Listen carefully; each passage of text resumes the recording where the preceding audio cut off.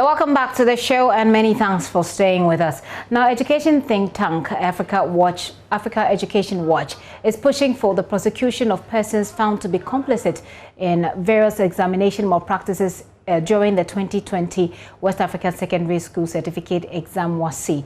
The think tank, in its report on the 2020 WASSCE, reviewed how question papers were leaked from various distribution points to online platforms, with hundreds of people awaiting supply of the leaked questions. They attribute the leakage to poor supervision and activities of the unscrupulous officials, or some unscrupulous officials, I should say, working with police protection. Well, what are the details? Kofi Asare is joining me in the studio. He's Executive Director. We'll start with the findings on the leakage and the distribution chain of the papers. Kofi, it's good to have you. Good afternoon. Tell us exactly how this leakage chain works. Well, basically, let me indicate that this research fits into a bigger government agenda to reform WAEC. Essentially, the president indicated in his SONA, the most recent SONA, that his government was going to reform WAEC and make it more credible. And the Minister of Education has consequently, reiterated the same fact. And so, as a CSO in the education space, this research is supposed to guide the Ministry of Education or support it, to prefer lasting solutions to the issues of examination malpractices without necessarily focusing on what happens in the classroom, but also blocking the gaps in the question distribution chain, because that is the source of the leakage. Now, what happened last year is not too different from what happens every year in the past 10, 15 years or so, except that for last year, in the first time in WAEC's 50-plus history in Ghana, the contact details of examiners who were used to mark the papers leaked. All the examiners, or just a few of them, or one?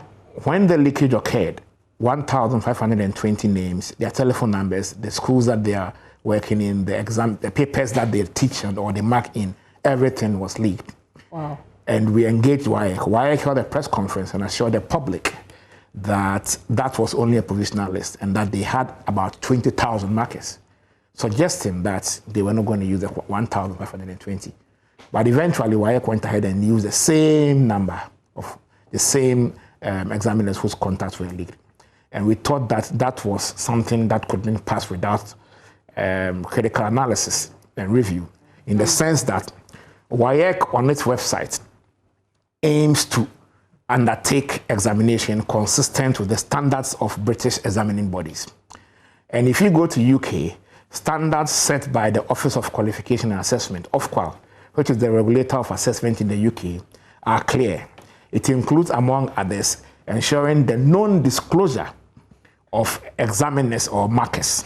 I mean, clearly, to expose examiners' contacts is clearly, I've never heard of it. It is a subject of non-disclosure. Exactly. So have you given this information over to the police?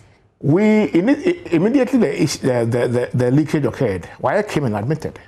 The next day, we blew the whistle today, and on the 19th of August, WAEC came in a statement and admitted that yes, the leakage was from their headquarters, and that they were constituting a team to investigate the matter.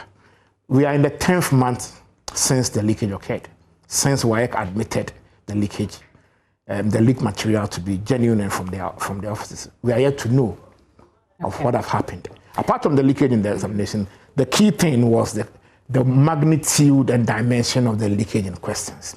It was also unprecedented. Why? With the exception of core science and social studies, all the questions were leaked on social media. There was a social media platform called Telegram called HotLeaks. On this HotLeaks platform, questions were leaked at dawn. Around 2 o'clock, questions were ready. And then the platform had about close to 100,000 members then at the beginning. By the end of the exam, the number has increased about 150,000.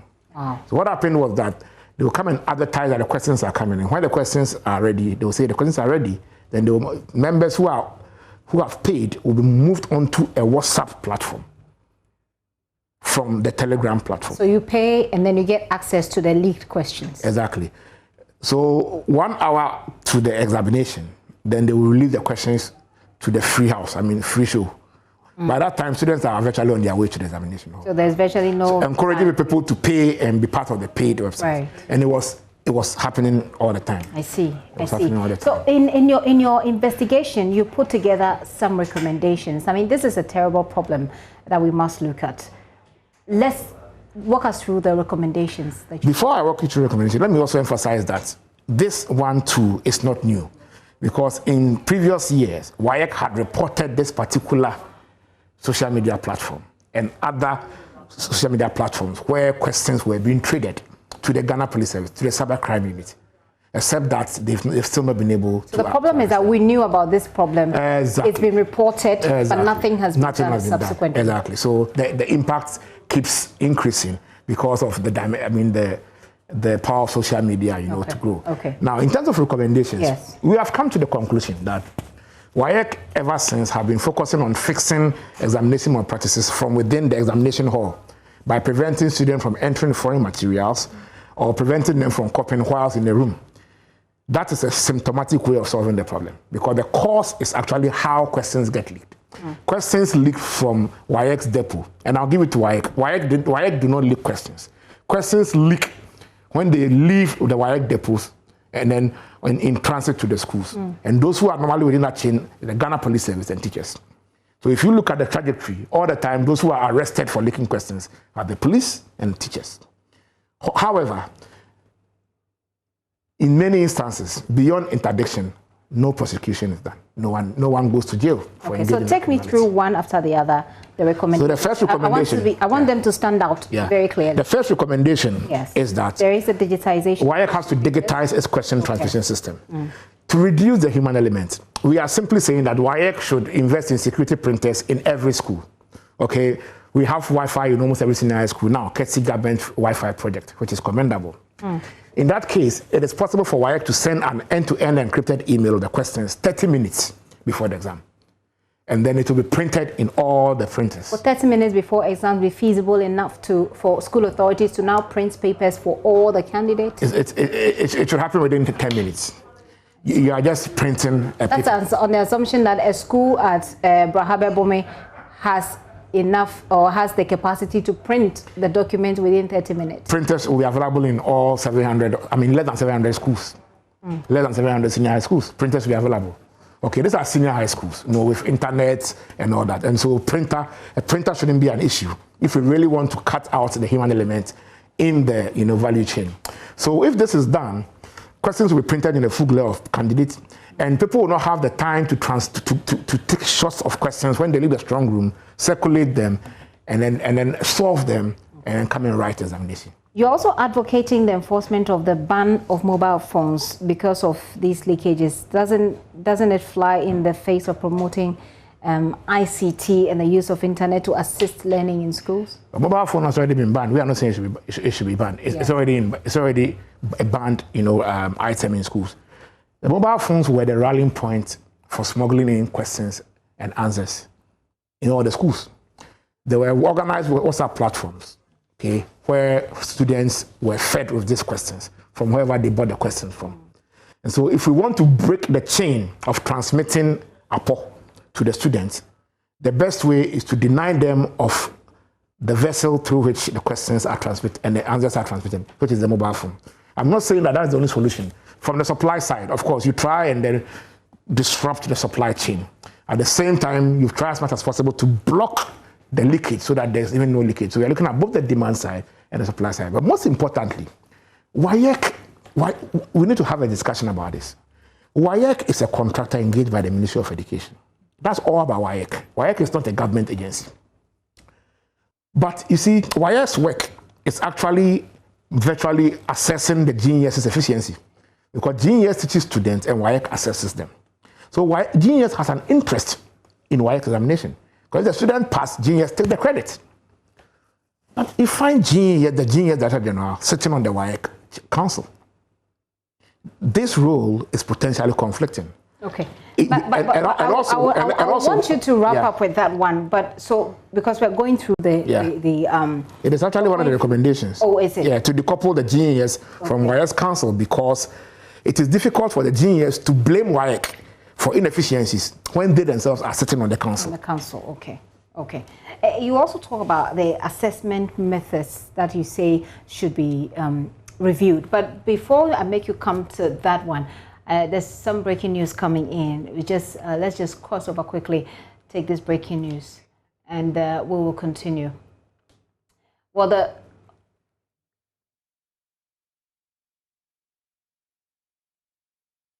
breaking news is that Kenneth Kaunda, who is Zambia's first president and a key figure in its independence struggle, has died. He was aged 97. His family has confirmed his death. Kaunda was admitted to a hospital in the capital, Lusaka, on Monday, suffering from pneumonia. His aide said he did not have COVID-19. In the 1950s, Kaunda was a key figure in what was then Northern Rhodesia's independence movement from Britain. His soul rest in peace. So that's the breaking news coming in this afternoon. Former president of Zambia has died. He was 97. All right, now, so let's move on. Profi, sorry for that interruption, but this is news just coming in. If you want to make a comment on the back of that. Africa indeed has lost one of its gallant fathers. He was a great man, and his soul rest in peace. We commiserate to the government and people of Zambia over this. Okay. So the recommendation, digitization of question papers, the ban of mobile phones, especially because it's become, as you call it, the rallying point for transmitting of APO, and then the decoupling of the GES from WAEC. And then you also I was just asking you about assessment methods. You're saying that the assessment methods should be reviewed. I have one more that I'll bring in as we wrap up, but talk to me about assessment methods. You know, test-based assessment is only one form of assessment. There are various other practical, demonstrative way of assessing someone's learning outcomes, apart from writing tests. Okay. And so if you compare to other methods, for the other methods, even if you have the questions, it won't do you anything, because you have to demonstrate that you know 1 + 1 = 2. You need to think. Not just write it. Okay, so WAEC's method is more about recall, little applied. And so we are saying that two things. Let us break WAEC's monopoly and bring in other international assessment bodies that have reputations like WAEC to give WAEC some competition. What is the competition? The nature of competition is such that new methods of assessment, okay, beyond testing would have been infused into the system to bring some dynamism, you know, and then also enhance the quality of assessment. So that WAEC itself... Is the Ghanaian student in the senior high school ready for this proposal? Well, we've been doing practicals in physics and chemistry and biology, right? Yes, they are all part of the kind of assessment I'm talking about. And so we are used to that already, except that we are saying that we are doing too much test-based assessment. Apart from that, we are also saying that we need to give more priority to strengthening school-based assessments. If we have a more strengthened school-based assessment, we can't be watering down on the impact of external assessment when there happen to be leakages or inefficiencies. Okay. Apart from that, it is very important to appreciate that WAEC presently operates as a referee and a coach, and then they are the 11 players on the field. WAEC has no regulator. It defeats every principle in governance, in public sector governance. You understand? And so WAEC needs a regulator that will set standards for WAEC, that will enforce the standards. That when WAEC breaches the standards, can sanction WAEC. Not only WAEC, but other assessment bodies operating in the country. There are about 4 or so operating in the country. Some doing international baccalaureate, some doing ICGSE and all that. So that there can be an agency that, for instance, if I'm a student and I feel aggrieved about WAEC's conduct, I can appeal to that agency to investigate WAEC, whether they have administratively abused my rights or not. As it stands now, if my rights, if I feel injured as a candidate, I go and complain to WAEC, the very party that is in the middle of my injury. And so we need to have a regulator for the assessment sector to regulate all other agencies undertaking assessments in Ghana. Who should typically be in this regulator setup that you talk about? In all the discussion, the Ministry of Education is the owner of the policy. They have the onus to initiate reforms. They have the onus to initiate policy reforms. And also they have the onus to engage WAEC because, as I mentioned earlier on, WAEC is only a contractor engaged by government to provide a service. If the contractors work falls short of the standards expected by government, being the client has the right to review the terms of reference for the contractor. It has the right to review the terms of reference and ensure that it becomes consistent with the standards that the client expects of the contractor. Okay. And so government is key. Every time we talk about WAEC, we are talking about government. WAEC cannot reform itself. It is only the government of Ghana that can set higher benchmarks, institute more efficient and accountable regulatory framework, and ensure that WAEC operates in line with internationally accepted best practices in assessment sector. Well, right now you have an investigative, you have a report from your investigations. Exactly. We'll see what next steps that investigation will lead us to. Well, the Ministry of Education is aware. We've been engaging WAEC on this report. They've reached out to you? Oh, yeah, we've been, prior to the report, the launch of the report, we had discussions with the minister. Okay. Indicated that we are supporting the ministry and government, government's effort to reform the assessment sector through this report. And we've started engaging WAEC. Last week, we had discussions with WAEC on the draft report, even before we launched it. So we are confident that this report will assist His Excellency the President pursue his agenda of reforming and strengthening WAEC to make it a more credible institution. Okay. And we are convinced that with the existence of this political will, the recommendations we've made in the report will see the light of day and will end the days of constant leakage in questions, and also will not permit a repeat of the leakage in the question paper. Okay. However, let me conclude by saying that I hope that WAEC, what was WAEC's response when you met them? They're happy to open up to this. WAEC has actually started doing some reforms, as I mentioned. So they're happy to partner with you on this? They are not partnering us on this, but then they are happy that we are advocating that they be supported to improve, because they cannot do all these things. WAEC cannot. One of WAEC's major problems is the prosecution of persons found to have engaged in examination malpractices. WAEC does not have prosecutorial power. So if a policeman, in 2014, a policeman was caught in Konongo for selling questions, okay, between the depot and then the WAEC can only report. WAEC reported. A year after, WAEC came out and said, look, the policeman was only interdicted. He wasn't prosecuted. What can WAEC do? WAEC cannot go to court because they don't have prosecutorial powers. And so we have called on the Ministry of Education, the Attorney General, and WAEC to work closely and begin prosecuting persons who were cited for similar offenses in the past WASSCE examination.